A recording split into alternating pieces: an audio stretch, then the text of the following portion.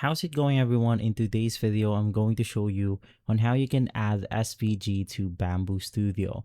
So of course, just head over to your project right here.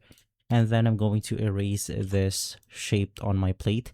And now to add the SVG to your Bambu Studio, just click on the file icon at the corner of your screen, click import, and then you want to select the first option, which is going to be the import 3MF, STL, STEP, and more.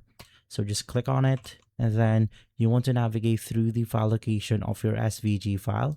So let's do something like our own logo right here, which is going to be most likely an SVG file.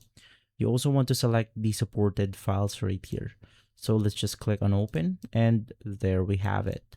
Of course, you can customize this to whatever you want to. There's going to be different presets for us to choose. And if you want to add it some, you can of course apply it right here. And so guys, if this video has been helpful, leave a like, subscribe, and follow us for more videos like this. And as always, thanks for watching.